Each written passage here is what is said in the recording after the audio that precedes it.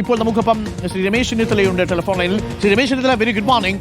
അന്നേ പ്രതിപക്ഷം വിമർശിച്ചതാണ് 9.10% പലിശയ്ക്ക്. യഥാർത്ഥത്തിൽ പറഞ്ഞാൽ കൊള്ളപ്പലിശ എന്നുള്ളതാണ് പ്രതിപക്ഷം അന്ന് ഉപയോഗിച്ച വാക്ക്. ഈ മസാല ബോണ്ടിൽ 2250 കോടി നമ്മൾ എടുത്തു, പൈസ തിരിച്ചടച്ചെങ്കിലും ഇപ്പോൾ അതിലൊരു ഫെമ ചട്ടലംഘനമുണ്ടെന്നാണ് ഇ ഡിയുടെ കണ്ടെത്തൽ. എങ്ങനെ പ്രതികരിക്കുന്നു ശ്രീ രമേശ് ചെന്നിത്തല? തീർച്ചയായിട്ടും. കാരണം ഇത് ഞാനാണ് ആദ്യമായി ഉയർത്തിക്കൊണ്ടുവന്ന, അന്ന് ഞാൻ പ്രതിപക്ഷ നേതാവായത്. അതെ, അന്ന് ഞാൻ പറഞ്ഞു, നിങ്ങൾ ഈ മസാല ബോണ്ട് വാങ്ങിക്കുന്നത് 4 കാരണങ്ങളുണ്ട് വാങ്ങിക്കാൻ പാടില്ലാത്തത്. ഒന്ന്, ഇവിടെ പറഞ്ഞ പോലെ എല്ലാ സ്റ്റേറ്റ് ഗവൺമെന്റുകളും കേന്ദ്ര ഗവൺമെന്റ് അറിയാതെ വിദേശത്തു നിന്ന് പണം വാങ്ങിക്കുന്നത് ഒരിക്കലും ഭരണഘടനാപരമായി യോജിച്ച നടപടിയല്ല. അതുകൊണ്ട് നിങ്ങളത് തെറ്റാണ് ചെയ്യുന്നത്. ഇത് ഫെമയുടെ കീഴിൽ വരും. ഫെമ നിങ്ങൾക്കെതിരെ നടപടിയെടുക്കുമെന്ന് ഞാൻ പറഞ്ഞതാണ്. ഒന്ന്. 2, ഇത് ഒരു ലാവ്ലിനുമായി ബന്ധമുള്ളൊരു കാര്യമാണ്. ലാവ്ലിൻ കേസ് ഇപ്പോഴും സുപ്രീം കോടതിയിൽ 45ാമത്തെ തവണ എങ്ങാണ്ട് മാറ്റിവെച്ചിരിക്കുകയാണ്. പിണറായി വിജയൻ എന്ന വ്യക്തി 7ാം പ്രതിയാണ്. ഇത് കാനഡയിലെ ക്യൂബിക് പ്രവിശ്യയിൽ ഉള്ള ഒരു കമ്പനിയാണ് ഈ ബോണ്ട് വാങ്ങിയത്. ആ കമ്പനിക്ക് ലാവ്ലിനിൽ മേജർ ഷെയർ ഉള്ള കമ്പനിയാണ്. അപ്പോൾ ലാവ്ലിൻ ചെയ്തു കൊടുത്ത ഉപകാരത്തിനുള്ള നന്ദിയാണ് ഈ സംഭവവുമായി ബന്ധപ്പെട്ട് മസാല ബോണ്ട് കൊടുക്കാൻ തീരുമാനിച്ചത്. ഈ കമ്പനിയുടെ പ്രതിനിധികൾ തിരുവനന്തപുരത്ത് വന്നു. ഞാൻ ഡേറ്റ് സഹിതം അന്ന് ടാജിലായിരുന്നു, തിരുവനന്തപുരത്തെ ടാജിൽ തന്നെയായിരുന്നു ഇവരുമായിട്ടുള്ള ചർച്ച. ആ ചർച്ച കഴിഞ്ഞിട്ട് ഇവർക്ക് ഇത് ലണ്ടൻ സ്റ്റോക്ക് എക്സ്ചേഞ്ചിൽ ലിസ്റ്റ് ചെയ്യുന്നതിന് മുമ്പ്, അത് വെരി സീരിയസ് മാറ്ററാണ്, ആ ലിസ്റ്റ് ചെയ്യുന്നതിന് മുമ്പ് എന്ത് ചെയ്തു? ഇവർക്ക് ബോണ്ട് വിറ്റു. 9.75% വിറ്റു. 3ാമത്തെ പോയിന്റ്, ഇതങ്ങനെയാണെങ്കിൽ ബാങ്കിൽ കേരളത്തിൽ 8%-നും 6%-നും ലോൺ കിട്ടുന്ന ധാരാളം ബാങ്കിങ് സ്ഥാപനങ്ങൾ ഇവിടെ ഉണ്ടല്ലോ. അവരൊന്ന് സമീപിക്കാതെ എന്തുകൊണ്ടാണ് സാധാരണ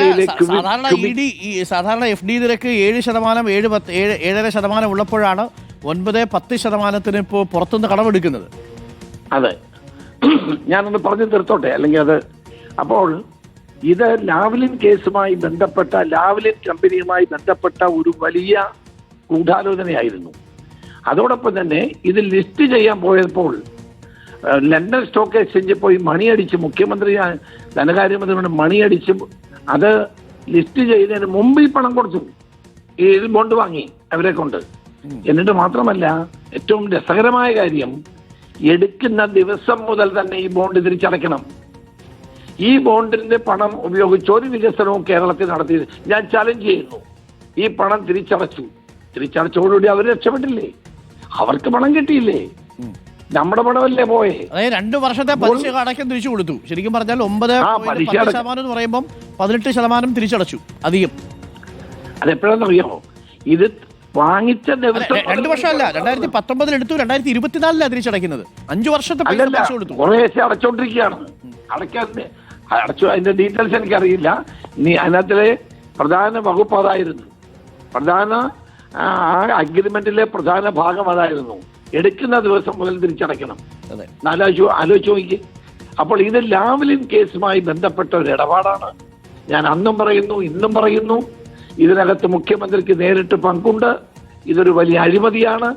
ഫെമ അല്ല, ഏത് സ്ഥാപനം അന്വേഷിച്ചാലും ഇതിന് കൃത്യമായ വിവരങ്ങൾ അവർക്ക് ലഭിക്കും. പക്ഷേ നേരത്തെ തോമസ് ഐസക്കിനെതിരെ ഈ മസാല ബോണ്ടുമായി ബന്ധപ്പെട്ട് ED ഫെമ അല്ലാതെ ബാക്കിയുള്ള കാര്യങ്ങൾ ആരോപിച്ചുകൊണ്ട് ഇറക്കിയ നോട്ടീസ് എല്ലാം ഹൈക്കോടതിയിൽ തോമസ് ഐസക്ക് ചലഞ്ച് ചെയ്തിരുന്നു. ശ്രീ രമേശ് ചെന്നിത്തല ചലഞ്ച് ചെയ്യാതിരിക്കുമോ? ഇതിന്റെ സത്യം ഇതല്ലേ? ഞാൻ പാർലമെന്റ് മെമ്പറായിരുന്ന ആളല്ലേ? ഫെമ നിയമത്തിന്റെ ചർച്ച ഞാൻ പങ്കെടുത്തിട്ടുള്ള ആളാണ്. ഫെമ ചട്ടലംഘനമാണെന്ന് ഏത് കൊച്ചുകുട്ടിക്കും അറിയാമല്ലോ. പിന്നെ കോടതി പോയി ആർക്കും ചലഞ്ച് ചെയ്യാം. It is a deal by Lavalin company. ഇതെന്തായാലും തെരഞ്ഞെടുപ്പിൽ വിഷയമാക്കാനായിരിക്കുമോ നമ്മുടെ നീക്കം? അല്ല, ഇതൊരു പ്രചരണമാണ്. ജനങ്ങൾക്ക് അറിയാവുന്ന കാര്യമല്ലേ ഇത്? തീർച്ചയായിട്ടും ഇന്ന് നമ്മൾ പ്രധാനമായി പറയാൻ പോകുന്ന ഒരു കാര്യം ഇത് തന്നെയാണ്. ആ ലാവ്ലിൻ കേസുമായി ഞാൻ ആധികാരികമായി ഞാനൊരു പുസ്തകം തന്നെ എഴുതിയിട്ടുണ്ട്, 7 അഴിമതികളെ പറ്റി. അതിനകത്ത് ഏറ്റവും പ്രധാനമായി ഞാൻ ചൂണ്ടിക്കാണിച്ചിരിക്കുന്നത് മസാല ബോണ്ടിലെ കള്ളക്കളികളാണ്, അഴിമതിയാണ്. അതുകൊണ്ട് ഇതൊരിക്കലും തേഞ്ഞു മാഞ്ഞു പോവില്ല, ഏത് കോടതി പോയാലും. Thank you Shri Ramesh Chennithala. വളരെ പ്രധാനപ്പെട്ട വിവരമാണ് രമേശ് ചെന്നിത്തലയും ഇപ്പോൾ പങ്കുവയ്ക്കുന്നത്. രമേശ് ചെന്നിത്തല ആരോപിക്കുന്നത് ലാവ്ലിൻ കേസുമായി ഇതിന് ബന്ധമുണ്ട്. ലാവ്ലിൻ ഗൂഢാലോചനയുമായി ഇത് ബന്ധമുണ്ട്. കാനഡയിലെ ക്യുബെക് പ്രവിശ്യയിലെ ഒരു കമ്പനിയാണ് ഈ മസാല ബോണ്ടിലെ സിംഹഭാഗവും വാങ്ങിയിരുന്നത്. 2019 നമ്മൾ മസാല ബോണ്ട് ഇറക്കുന്നത്. ലണ്ടൻ സ്റ്റോക്ക് എക്സ്ചേഞ്ചിൽ പോയി അന്ന് മസാല ബോണ്ട് ലിസ്റ്റ് ചെയ്യുന്നതൊക്കെ പ്രേക്ഷകർക്കറിയാം. പക്ഷേ ഇതിന് RBIയുടെ പൂർണ്ണമായിട്ടുള്ള അനുമതി ഉണ്ടായിരുന്നു എന്നുള്ളതാണ് തോമസ് ഐസക് കോടതിയിൽ സമർപ്പിച്ചിരുന്നത്. RBIയുടെ അനുമതിയുള്ള മസാല ബോണ്ടിന് എങ്ങനെയാണ് ഫെമ ചട്ടലംഘനത്തിന്റെ പേരിൽ EDക്ക് നോട്ടീസ് കൊടുക്കാൻ കഴിയുക എന്നുള്ളതാണ് ഏറ്റവും പ്രധാനപ്പെട്ട ചോദ്യം. ഇന്ന് തോമസ് ഐസക് അല്പസമയത്തിനുള്ളിൽ മാധ്യമങ്ങളെ കാണും എന്നാണ് നമ്മളെ അറിയിച്ചിരിക്കുന്നത്. ഇൻഡിവിജ്വലായിട്ടുള്ള പ്രതികരണത്തിനില്ല, പകരം എല്ലാ മാധ്യമങ്ങളെയും കണ്ട് കാര്യങ്ങൾ വിശദീകരിക്കാം എന്നാണ് പറയുന്നത്.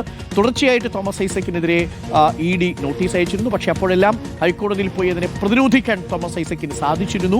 ഇനി അറിയേണ്ടത് ഫെമ ചട്ടലംഘനവുമായി ബന്ധപ്പെട്ട് മുഖ്യമന്ത്രിക്കടക്കം കിഫ്ബിയുടെ മസാല ബോർഡിൽ മുഖ്യമന്ത്രിക്കടക്കം ED നോട്ടീസ് നൽകിയിരിക്കുന്നു എന്നുള്ളതാണ്.